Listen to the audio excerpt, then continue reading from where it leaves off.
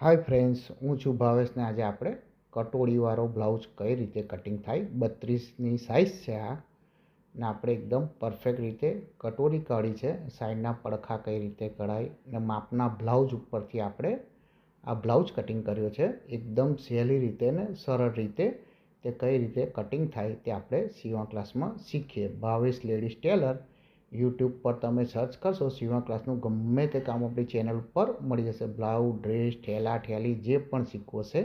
હવે આપણે આગળ બ્લાઉઝ પીસ સાદો બ્લાઉઝ છે, અહીં આગળ આપણે ગોઠવી દીધો છે. કિનારી વાળો ભાગ બહાર રાખવાનો છે, જોઈન્ટ વાળો ભાગ આપણી સાઈડ રાખવાનો છે. હવે આપણે અહીં આગળ માપનો બ્લાઉઝ લઈ લીધો છે. આ માપે આપણે બ્લાઉઝ કટિંગ કરવાનું છે. અહીં આગળ પહેલાં આપણે કમર માપી દઈએ. આપણે જે આઈની પટ્ટી છે એ છોડીને આપણે અહીં આગળ આ રીતે કમ્પ્લીટ માપી લેવાનું છે.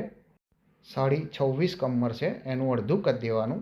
અહીં 13.25 થાય છે ને પછી એનું અડધું કરી દેવાનું, એટલે આગળ 6.5 ને એક દોરો આવે છે, એટલે આપણે આગળ માર્કિંગ કરી દેવાનું આ રીતે. ને ત્યાર પછી આપણે અહીં આગળ 3.25 ઇંચ આપણે ઉમેરીએ છીએ. અંદર આપણે દબાણ પણ આવી ગયું 1.5 ઇંચનું ને ટક્સ પણ આવી ગયો, એ રીતે આપણે ડાયરેક્ટ 3.25 ઇંચ ઉમેરી દઈએ છીએ. હવે આપણે બ્લાઉઝની લંબાઈ લઈ લેવાની છે. આ રીતે જે માપનો બ્લાઉઝ હોય આ રીતે ગોઠવી દેવાનું ને શોલ્ડર ઉપરથી આપણે આ રીતે મૂકી દેવાનું છે. અહીં આગળ મારે 13.5 છે, તમારો બ્લાઉઝ 14 હોય 15 હોય એ રીતે તમારે જોઈ લેવાનું. અહીં આગળ મારે 13.5 છે, એટલે હું અંદર 1 ઇંચ ઉમેરી દઉં એટલે 14.5 થાય.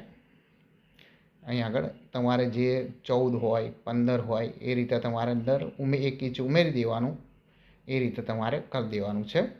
હવે આપણે પાછળ ગળું નીચું છે એટલે આગળ 5.5નો શોલ્ડર રાખીએ છીએ અને આ રીતે આપણે સીધું પહેલાં માર્કિંગ કરી દેવાનું અને 5 ઇંચ આપણે આ રીતે ક્રોસ આપી દેવાનું છે, એ તમને આગળ બતાવું. હવે અહીં આગળ મૂળો મેં 5.5નો ઉતાર્યો છે, 5.5નો સોરી. હવે ત્યાર પછી આપણે અહીં આ પટ્ટી જે છે ત્યાંથી આપણે જે સિલાઈ મારી હોય ત્યાંથી આપણે આ રીતે માપી લેવાની છે. આ પટ્ટી આપણે છોડી દેવાની છે. આગળ આપણે 8 માપ આવ્યું ને 1.5 ઇંચ આપણે દબાણ, 8 દુ 16 દુ 32, આ રીતે આપણે ઉપર જે શોલ્ડર મૂકેલો એ 5.5નો આપણે મૂકી દેવાનો ને 1.5 ઇંચ આપણે એક્સ્ટ્રા દબાણ છોડ્યું છે. 8નું નિશાન કરીને પછી આપણે 1.5 ઇંચ એક્સ્ટ્રા દબાણ મૂકી દેવાનું. આપણા કમ્પ્લીટ માર્કિંગ થઈ ગયું. હવે આપણે મૂળો કાઢતા શીખીએ. અહીં ઉપરથી 3 ઇંચનું માર્કિંગ કરી દેવાનું ને અહીં આગળ આપણે 1 ઇંચનું માર્કિંગ કરવાનું, કાં તો 0.5 ઇંચનું. અહીંથી આપણે આ રીતે રાઉન્ડ શેપ આપી દેવાનો એટલે આપણા મૂળો કમ્પ્લીટ તૈયાર થઈ ગયો. આ રીતે આપણે બેક સાઈડ કટિંગ કરી લેવાની છે. જે 5 ઇંચનું આપણે જે ક્રોસ રાખ્યું હતું આપણે એ જ કટિંગ કરવાનું છે.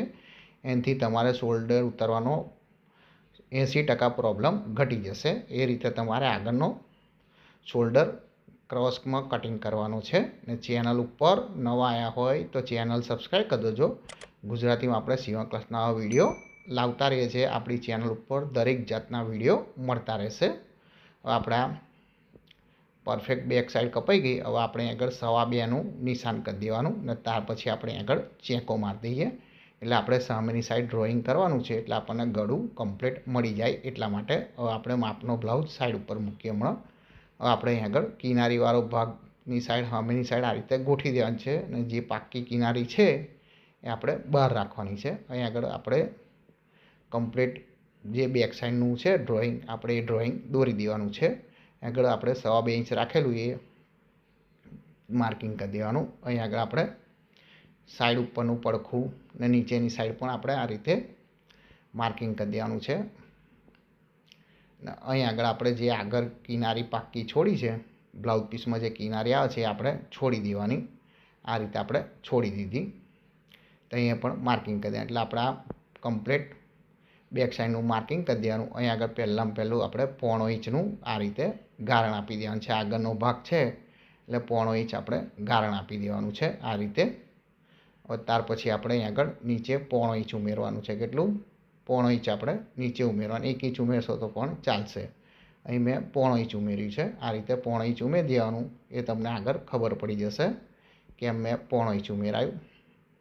હવે આપણે આ રીતે કમ્પ્લીટ માર્કિંગ થઈ ગયું. હવે આપણે ગળાનું માપી લેવાનું છે. બ્લાઉઝ માપનો જે છે એ લઈ લેવાનો છે ને આગળનો બ્લાઉઝ એનું ગળું કેટલું છે એ માપી લેવાનું છે. મારે અહીં આગળ 5.5નું ગળું છે એટલે આગળ 5.5 મૂકી દીધું ને અહીં આગળ આપણે અઢી રાખવાનું છે. ઉપર 2.25, નીચે આપણે અઢી. આ રીતે કરી દેવાનું. ને અહીં આગળ આપણે રાઉન્ડ આપી દેવાનો છે. એટલે આપણા આગળનું ગળ્યું તમારે રેડી થઈ ગયું. હવે નીચેનો આપણે બેલ્ટ કેટલો કાઢવાનો છે, અહીં આગળ 2.5 ઇંચ લીધું છે. અહીં આગળ બી આપણે 2.5 જ લેવાનું છે. ઉપર આપણે એની ઉપર 1/2 ઇંચનું આપણે રાઉન્ડ શેપ આપવાનો છે. એટલા માટે આપણે આગળની સાઈડ 3.25 લીધું ને પાછળ આપણે 2.5 લીધું ને આપણે આ 5નું નિશાન કરી દેવાનું. 5 ઇંચ અહીં આગળ આપણે 1.5 ઇંચનું, નીચેથી 1.5 ઇંચનું. ત્યાર પછી આપણે અહીંથી આ રીતે સીધું માર્કિંગ કરી દેવાનું છે. ને મૂળાના ભાગથી આપણે 2 ઇંચ કાં તો 2.25 ઇંચ લઈ લેવાનું. ત્યાંથી આપણે આ રીતે રાઉન્ડ શેપ આપી દેવાનું છે. એટલે આપણા અહીંયા પણ જે 1/2 ઇંચનો ડિફરન્સ આપેલો તો અહીંયા બી આપણે બેલ્ટમાં રાઉન્ડ આપી દેવાનું છે. ને આપણે જે કટોરી નીકળી 5 ઇંચની એટલે 2.5 ઇંચે આપણે માર્કિંગ કરીને અહીં આગળ આપણે 1 ઇંચનો આ રીતે માર્કિંગ કરી દેવાનું સેન્ટરમાં. એટલે આપણા કમ્પ્લીટ આગળનો ફ્રન્ટ બની ગયો. હવે આપણે કટિંગ કરી દઈએ. આ રીતે આપણે કાપી લેવાનું છે. એ કટોરી તમારે અલગથી કાપવાની છે, એ તમને પણ આગળ બતાવશું. પહેલાં આપણે આ રીતનું માર્કિંગ કરી દેવાનું છે. આપણે શીખવા માટે આ રીતે જ પહેલાં શીખવાનું છે. તમારે કાગળમાં બી કટિંગ કરી શકો છો. ઓછો કાપડ હોય તો તમે કાપડ પહેલાં કાગળમાં કટિંગ કરી લોજો ને ત્યાર પછી તમારે બ્લાઉઝ પીસ પર મૂકીને તમારે કટિંગ કરી લેવાનું છે. આપણે આ આગળનો ફ્રન્ટ કપાઈ ગયો છે. હવે પહેલાં આપણે અહીંથી બેલ્ટ છૂટો પાડી દઈએ. નીચેનો જે બેલ્ટ આવે છે એ છૂટો પાડી દેવાનો. ત્યાર પછી આપણે આગળ કટોરીને યોક છૂટો પાડી દેવાનો છે. આ રીતે કાપી લેવાનું છે.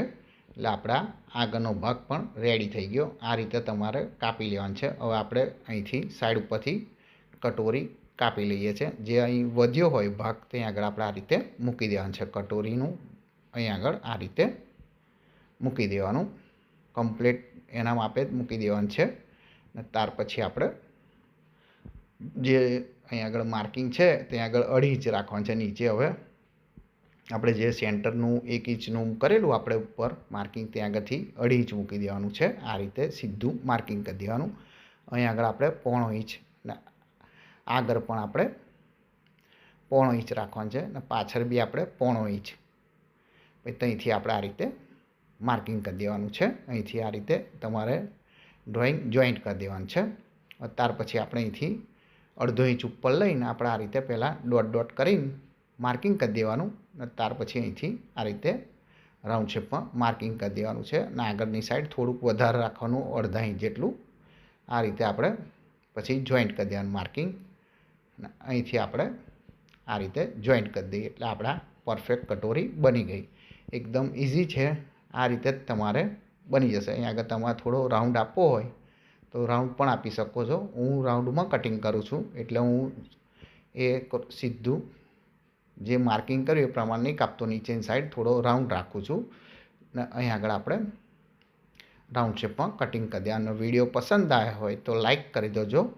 તમારા મિત્ર કાં તો સગા સંબંધી હોય સીવણ ક્લાસનું કામ શીખતા હોય તેની જોડે શેર કરી દેજો. તેમને પણ આ રીતનું સીવણ ક્લાસનું કામ શીખવા મળે. આપણે અહીં આગળ 2.5 ઇંચનું માર્કિંગ જે રાખેલું સેન્ટરમાં એ લઈ લેવાનું ને 2 પા 0.5 ઇંચનું માર્કિંગ કરીને આપણે આ રીતે ચેંકા મારી દેવાના. એટલે અહીંથી ટક્સ મારવાનું છે ને અહીં આગળ પરફેક્ટ તમારે માપે માપ મળી જાય. આ રીતે કાપી લેવાનું એટલે તમારે પરફેક્ટ અહીં આગળ કટોરી બનીને તૈયાર થઈ ગઈ. હવે આપણે બાંય કટિંગ કરીએ. આગળ આ રીતે ડબલ કરી દેવાનું છે ને ત્યાર પછી આપણે નીચે સાદો બ્લાઉઝ છે એટલે આપણે વારવા માટે અહીં આગળ 1.5 ઇંચ જેટલું વાર લેવાનું છે. 1.25 ઇંચ કાં તો 1.5 ઇંચ જેટલું વારી લેવાનું. હવે આપણે અહીં આગળ મારે આ નાની બાંય છે એટલે આ માપે મારે બનાવવાનું નથી. મારે બાંય લાંબી કરવાની છે, 8 ઇંચની કરવાની છે. એટલે હું આગળ 8.5 મૂકું છું કેમ કે આપણે નીચે ઓલરેડી વારવાનું આપણે વારી દીધું છે. ખાલી 1/2 ઇંચ આપણે ઉપર દબાણ જાય એનું રાખ્યું છે અને આપણા 3 ઇંચનો મૂળો ગાળવા માટેનું નિશાન કર્યું છે. આ રીતે 3 ઇંચનું માર્કિંગ કરી દેવાનું છે. ત્યાર પછી આપણે એનું મોહરી જોઈ લઈએ. અહીં આગળ મોહરી 9ની છે એટલે આગળ 4.5 ઇંચ આવે એટલે 4.5 ઇંચે માર્કિંગ કરી દેવાનું. 1.5 ઇંચ આપણે એક્સ્ટ્રા દબાણ લઈ લેવાનું છે. ત્યાર પછી આપણે અહીં આગળ બેક સાઈડ લઈ લઈએ અને જે મૂળાનું માપ આવ્યું હોય એને આપણે આ રીતે રાઉન્ડમાં માપી લેવાનું છે. આગળ 8.5 આવ્યું. હવે 8.5ની 1 ઇંચ માઇનસ કરીને આપણે 7.5 અહીં આગળ મૂકી દેવાનું છે અને 1.5 ઇંચ આપણે અંદરની સાઈડ દબાણ લેવાનું છે, બહાર એક્સ્ટ્રા લેવાનું નથી. આ રીતે આપણે પછી જોઈન્ટ કરી દેવાનું. ત્યાર પછી આપણે અહીંથી આ રીતે રાઉન્ડ શેપ ઉપરની સાઈડ જોડી દેવાનો છે. એનું પણ તમારે બાય સ્લીવ કટિંગ કરવાનું, જે તમને રાઉન્ડ પાડતા ના આવડતો હોય તેનો ફર્મો ઓલરેડી મળે છે.